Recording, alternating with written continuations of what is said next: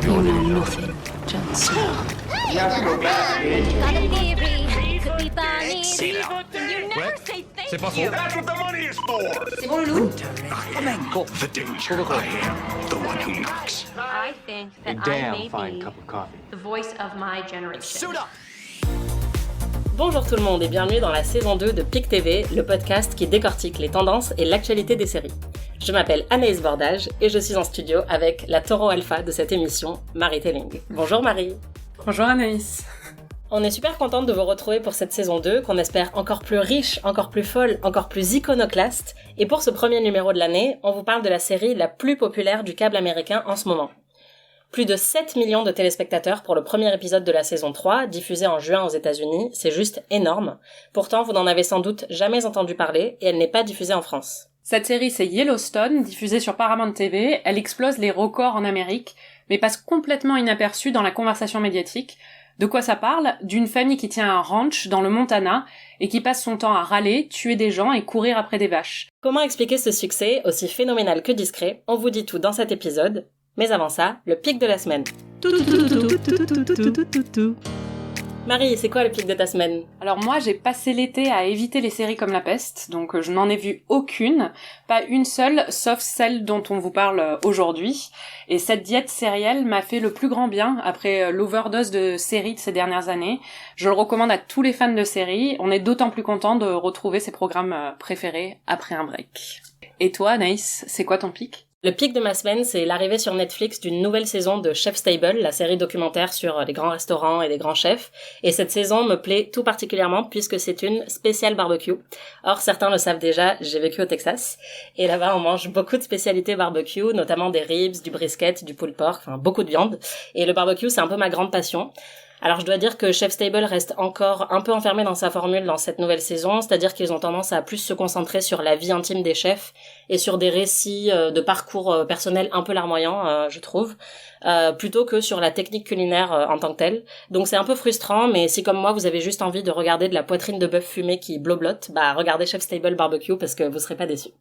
Et cette semaine, on va rester dans la thématique cowboy et barbecue, pas au Texas cette fois-ci, mais dans le Montana, où se déroule la série Yellowstone, dont vous entendez un extrait de la BO, un extrait magnifique d'une chanson country qui s'appelle Daddy Doesn't Pray Anymore. Waouh. Alors Yellowstone, qu'est-ce que c'est ? Ça se passe de nos jours, dans le Montana, et ça parle d'une famille très riche qui possède un ranch et qui tente de défendre ses terres contre divers projets de rachat.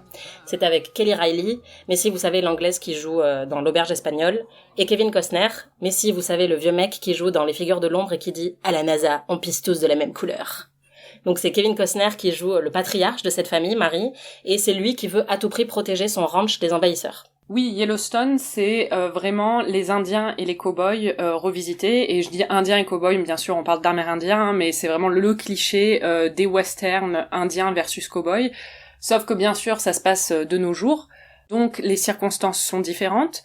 On a un Kevin Costner qui est propriétaire d'un grand ranch de cattle, donc de bétail. Il élève du bétail. Et donc c'est tous des cow-boys qui travaillent sur ce ranch, dont lui aussi, et on nous parle tout le temps des cow-boys, et qu'est-ce qu'il faut pour être un cow-boy, et c'est super d'être un cow-boy. Et juste à côté, on a une réserve amérindienne dont le leader veut récupérer les terres de Kevin Costner, qui avant appartenaient aux Amérindiens. Ce qu'il faut savoir quand même, c'est que le ranch de Kevin Costner dedans fait la taille du Rhode Island, et j'ai vérifié en comparant avec des départements français, c'est la taille du Vaucluse. Donc c'est un très très grand territoire, et il y tient à son territoire, il en parle tout le temps. Et ce qui est intéressant, c'est que sur les clichés des Indiens versus les cow-boys, c'est qu'il y a d'autres éléments qui arrivent, parce qu'il y a aussi des gens qui viennent de Californie pour faire des développements touristiques dans la région, et qui donc menacent aussi bien la réserve que les terres de Kevin Costner.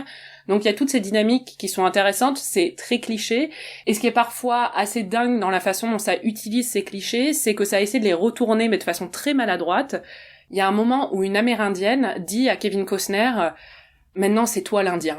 Et pourquoi elle lui dit ça ? C'est parce que le mec qui donc a un ranch de la taille du Vaucluse, il y a des gens qui veulent construire un hôtel juste à côté, et donc il est menacé, et donc elle compare ça, on est censé croire qu'elle comparerait ça au sort des Amérindiens qui ont été massacrés et dont on a pris toute leur terre. Oui, il faut savoir que la série est co-créée, majoritairement écrite et réalisée par Taylor Sheridan.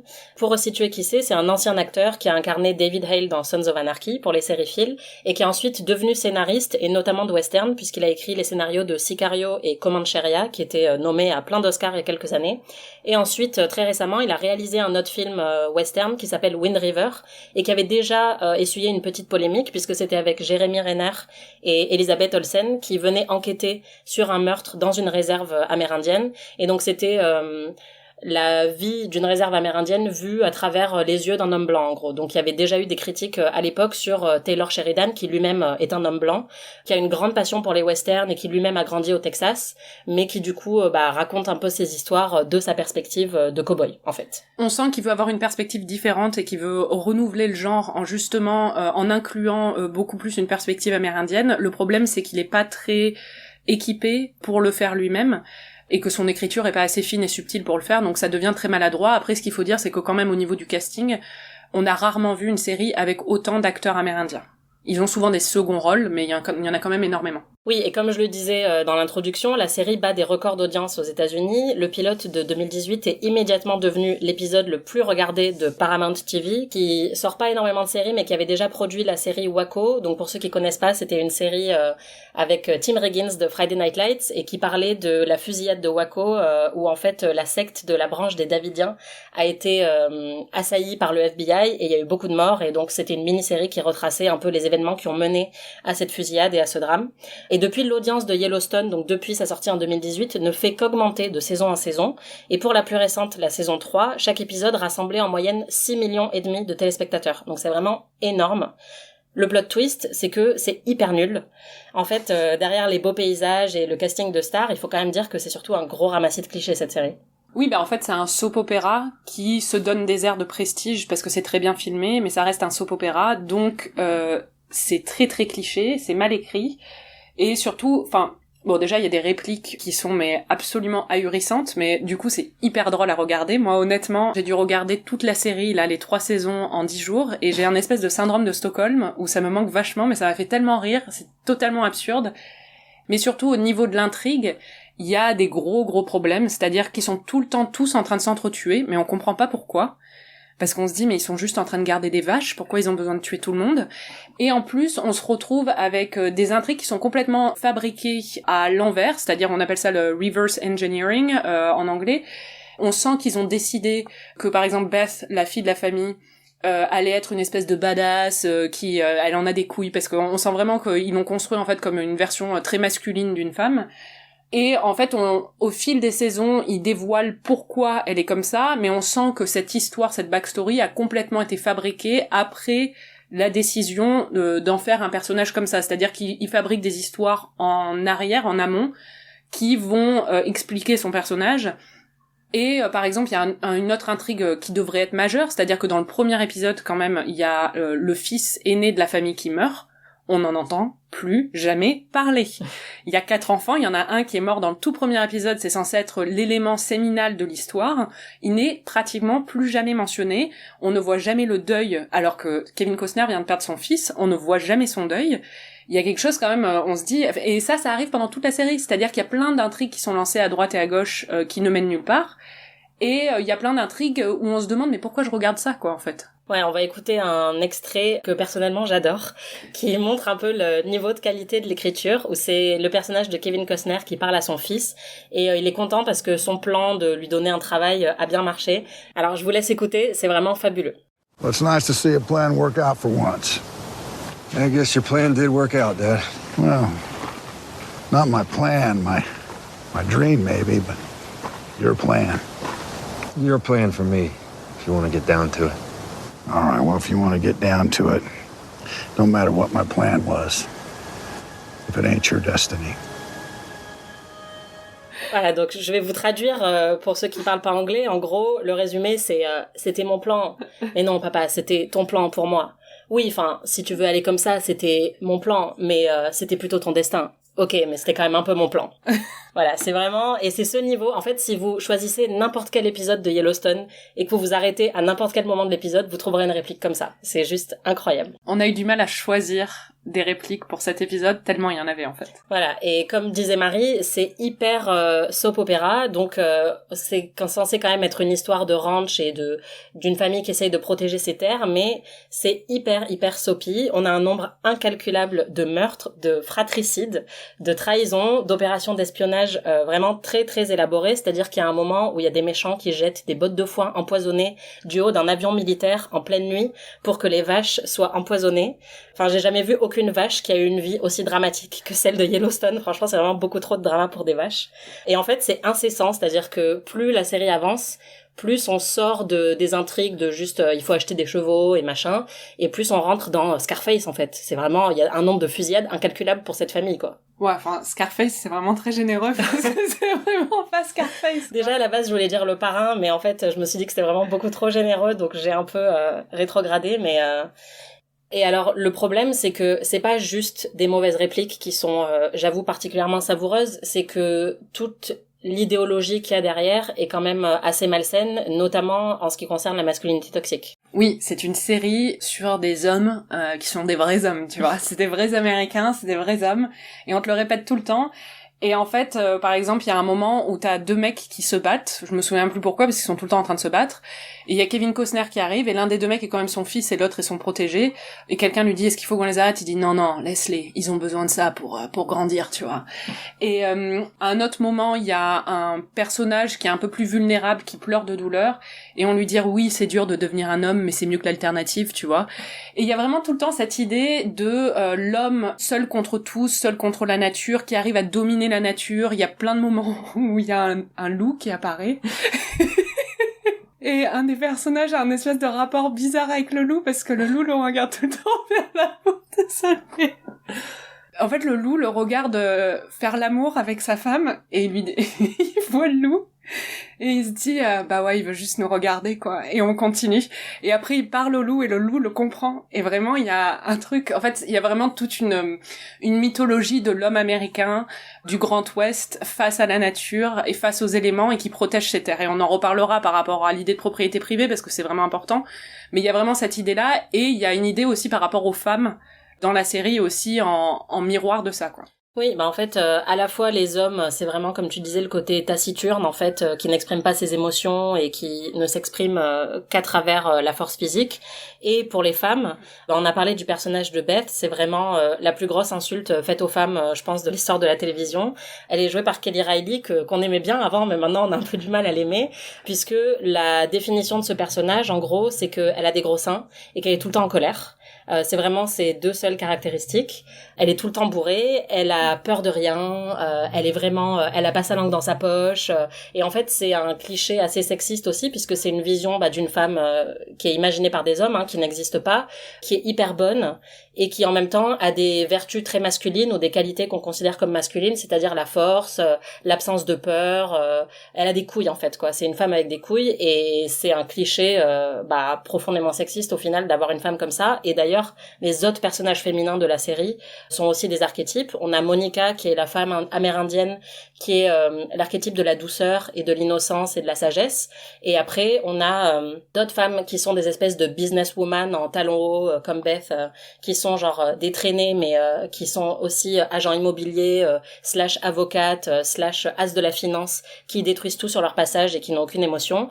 Et on a des jeunes filles qui font des courses à chevaux et qui elles sont des énormes traînées qui couchent avec tout ce qui bouge et qui n'ont pareil aucun sentiment et surtout elles n'ont aucune vie intérieure, elles ont aucune complexité. C'est vraiment assez catastrophique l'état des personnages féminins dans cette série, quoi. On peut résumer, je pense, la perspective de la série sur ces personnages féminins à une citation de Kevin Costner qui dit « If your daughter's riding a horse, no one's riding her ». Ce qui veut dire littéralement « Si ta fille monte un cheval, personne ne la monte à elle ». Donc voilà, c'est de ce niveau, quoi. Oui, en gros, les femmes de la série doivent être aussi fortes et sans émotion que les hommes, quoi. Voilà. Mais alors, le problème, c'est que si c'est si naze, comment est-ce qu'on peut expliquer le succès, qui est quand même incroyable, de la série? Déjà, il y a le casting. C'est un casting très prestigieux, avec Kevin Costner au centre du casting. Kevin Costner qui est très connu pour des rôles dans les années 90, comme son rôle dans Danse avec les loups. Donc, il a vraiment une identité qui est un peu rattachée déjà au western. Et ça a attiré le public, en plus parce qu'il est aimé aussi du public américain, c'est un acteur assez populaire. Après, il y a aussi tous les éléments visuels de la télé de prestige, c'est-à-dire que c'est très bien réalisé, il y a des très beaux paysages, la cinématographie est hyper bien léchée. Et en plus, ce côté cinématographique, on le retrouve même dans la chaîne sur laquelle la série est diffusée, puisque c'est Paramount TV, qui est par définition une télé, c'est un studio de ciné, et donc c'est une télé très cinématographique, et on retrouve vraiment ça dans la série, où on passe, de longs moments à regarder juste des chevaux galoper dans les grandes plaines du Montana, et moi j'ai qu'une envie maintenant, c'est d'avoir un ranch dans le Montana. Ouais, en gros, on sent à chaque plan et à chaque scène d'action que ça coûte très très cher, puisque on a beaucoup de scènes d'action avec des troupeaux entiers d'animaux, que ce soit des bisons, des chevaux, des vaches, et les scènes par exemple, il y a énormément de courses-poursuites avec des chevaux, et ils sont vraiment filmés mais sous tous les angles, quoi. Donc on sent qu'ils ont passé énormément de temps à filmer ces scènes, que ça a coûté très cher, et donc il y a une patine prestige qui est indéniable. Et puis, je pense qu'une autre raison du succès, c'est vraiment l'idéalisation, comme tu disais tout à l'heure, de l'Ouest américain et de ce qu'on appelle le cowboy way of life, la vie du cowboy, quoi. Puisque c'est vraiment ça, ils ont tous des chapeaux, ils ont tous des vestes en cuir ou des vestes un peu en peau, quoi. Et ils font que grogner et monter des chevaux et s'entretuer. Donc il y a vraiment un côté caricatural de la vie dans l'Ouest. Et d'ailleurs, c'est pas un hasard, puisque le western, c'est vraiment un genre qui est traditionnellement associé à la défense de l'American Way of Life. D'ailleurs, un des grands défenseurs de l'American Way of Life, c'est John Wayne, qui est l'acteur de western par excellence et qui est à droite, conservateur, etc. Il y a aussi Clint Eastwood qui défend cet American Way of Life et qui lui aussi est fortement associé au genre du western et au droit du port d'armes et qui est à droite. Et on a même le président George Bush en 92 qui avait défendu explicitement dans un discours l'American Way of Life en disant que c'était quelque chose qui voulait protéger par-dessus tout. Donc on sait que le western est traditionnellement associé à cette défense de l'Amérique ancestrale, en tout cas ancestrale pour les Blancs, hein, avec la beauté de la nature et la préservation de nos terres et la beauté des ranchs et la symbiose avec la nature. Oui, il y a même Ronald Reagan, qui donc était acteur avant d'être président, qui avait joué dans plusieurs westerns et qui jouait pas mal sur cette identité aussi dans son image publique. Ouais, en gros, cette série, il faut savoir que c'est 85% du temps des gens qui se menacent et qui font du cheval. Donc c'est vraiment une vision très caricaturale du western. Et on a fait un petit montage pour vous faire plaisir de quelques-unes de ces menaces. Et vous allez voir, moi, ce que j'adore dans cette série, c'est qu'en fait, à chaque fois qu'un personnage en menace un autre, l'autre le remenace, et ensuite l'autre le remenace, et en fait, il y en a aucun qui va avoir le dernier mot, donc c'est vraiment, tu vas voir ce que tu vas voir, et là l'autre répond, non, c'est toi qui vas voir ce que tu vas voir, ouais, mais toi tu vas voir encore plus ce que tu vas voir, et toutes les interactions de Yellowstone, c'est ça. Je vous propose d'écouter. Hey, I'll blow your shift for brains all over this field. Then fucking do it. We'll see each other again, I'm sure. You better hope I never see you again. Next time, fight me fair. Shit, I'll fight you fair. Get off your horse. I need proof that those are brucellosis free. If you're man enough, come and get it. Anytime you want to wrestle a bear instead of a cub, you pick the barn, John. I'll meet you behind it. Wade, you have something belongs to me. Come and get it. I plan to. Ces menaces qu'on vient d'entendre, c'est souvent lié à la protection du territoire et des terres, et ça c'est vraiment très important dans Yellowstone, parce qu'il y a vraiment un sens de propriété privée, ça c'est très important, d'individualisme. Il y a un moment, il y a une scène où les pauvres, c'est des bikers de Californie qui viennent faire un barbecue sur le domaine de Kevin Costner. Donc ils ont coupé au sécateur une petite part de la clôture. Ils vont faire un barbecue sur 2 mètres carrés du domaine qui fait quand même la taille du Vaucluse, je le rappelle. Et là, ils sont menacés de mort, ils doivent creuser leur propre tombe, et Kevin Costner leur demande carrément si quelqu'un venait chez vous et traitait votre propriété à vous comme vous avez traité ma propriété à moi, qu'est-ce que vous feriez? Et les mecs lui répondent ah ben on le tuerait. Et t'es là, non mais sur quelle planète on vit? Et en fait, il y a vraiment un truc dans la série autour de la notion justement de propriété privée, une idée très libertarienne de on fait sa propre justice, on a nos armes, on ne laisse pas le gouvernement interagir dans nos actions, on règle nos propres conflits et surtout on protège son espace, ce qui nous appartient. Il y a un moment, Kevin Costner, son personnage, rencontre un touriste chinois encore une fois sur sa terre et lui dit « This is America, we don't share land here ». C'est l'Amérique ici et on ne partage pas le territoire. Donc il y a vraiment cette idéologie très libertarienne, conservatrice, qui est très très présente dans la série et qui, je pense, plaît à un certain public américain. Oui, et comme on le disait, de toute façon, c'est un genre qui est associé aux valeurs de droite de manière plus ou moins directe avec Clint Eastwood, etc. Après, ce qui est intéressant avec cette série, et je pense que c'est pour ça qu'elle plaît aussi, c'est que c'est une vision, au final, presque dépolitisée du conservatisme, c'est-à-dire que contrairement à beaucoup d'autres séries qui sont diffusées aux États-Unis actuellement, il n'y a aucune référence directe au gouvernement actuel de Trump, il y a quasiment aucune mention de démocrates et de républicains puisque même les quelques candidats politiques qui sont dans la série sont indépendants en fait. Donc la série est presque dépolitisée tout en reflétant ses valeurs qui sont de toute évidence conservatrices, mais comme c'est pas dit explicitement, c'est une vision qui est assez douce et acceptable par la majorité, je pense, parce que en ce moment, il y a beaucoup de séries aux États-Unis qui, elles, pour le coup, sont plutôt à gauche, qui défendent des valeurs progressistes, d'inclusivité, etc., et qui, elles, parfois le font de manière un peu plus criarde, comme The Good Fight, on va prendre l'exemple de The Good Fight, dont on parlait dans le premier épisode de PIC TV.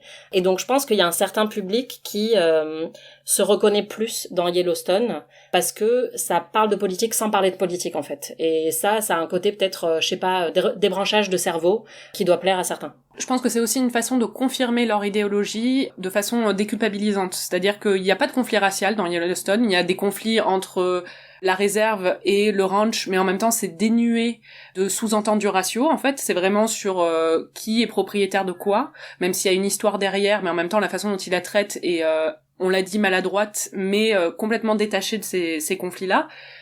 Il y a un noir, mais on parle jamais de sa position en tant que seul noir dans le ranch. Il n'y a aucun personnage LGBT. C'est mentionné peut-être une fois comme blague que quelqu'un est gay, mais c'est tout. Il y a un moment une fille qui arrive qui... moi, quand elle est arrivée, je me suis dit, ah tiens, ça va peut-être être l'occasion d'avoir un personnage LGBT dans la série, mais en fait pas du tout. Elle a une relation avec un mec sous trois épisodes. Mais en même temps, il ne parle jamais. Il n'y a jamais non plus une seule remarque anti-LGBT. Il n'y a jamais une remarque raciste. Mais c'est un univers dénué de tous ces conflits, de toutes ces choses qui provoquent certains Américains, en fait. En fait, c'est la vision un peu idéalisée de une certaine partie des républicains américains de ce que c'est qu'être républicain. C'est-à-dire que à l'élection de Trump, on nous a quand même dit que le racisme et le sexisme et l'homophobie avaient joué quand même une grosse part dans l'élection de Trump. Mais dans cette série, tous ces problèmes-là n'existent pas puisque de toute façon, la représentation n'existe pas non plus. Et donc, c'est un peu une vision paradisiaque ou idéalisée de ce que c'est le monde républicain. C'est-à-dire que on est avant tout sur des valeurs de la terre, mais on parle pas du tout de problématiques sociales. Et ça, je pense que ça plaît à un très grand nombre d'Américains qui se reconnaissent là-dedans et qui ont pas envie qu'on les emmerde, en fait, avec des questions de justice sociale. Et je pense que c'est pour ça que cette série a du succès au final, quoi. Mm-hmm. Avant de se quitter, Marie, je voulais te proposer un petit atelier lecture puisque, comme vous l'avez vu, il y a quand même beaucoup de moments dans cette série qui sont savoureux et on n'a pas pu résister à vous en partager quelques-uns supplémentaires. Alors, ce serait bien qu'on puisse chacune, en fait, lire certaines de nos répliques préférées de Yellowstone et on va vous laisser savourer ça parce que c'est vraiment génial. Alors, Marie, à toi l'honneur, c'est quoi une de tes répliques préférées de Yellowstone ? Alors, il y a un moment où quelqu'un fait un compliment à quelqu'un d'autre, et voici le compliment, c'est pour quelqu'un qui n'a pas de colonne vertébrale, tu as beaucoup de couilles. Et c'est parce que le mec s'est un peu cassé la colonne vertébrale en tombant d'un taureau.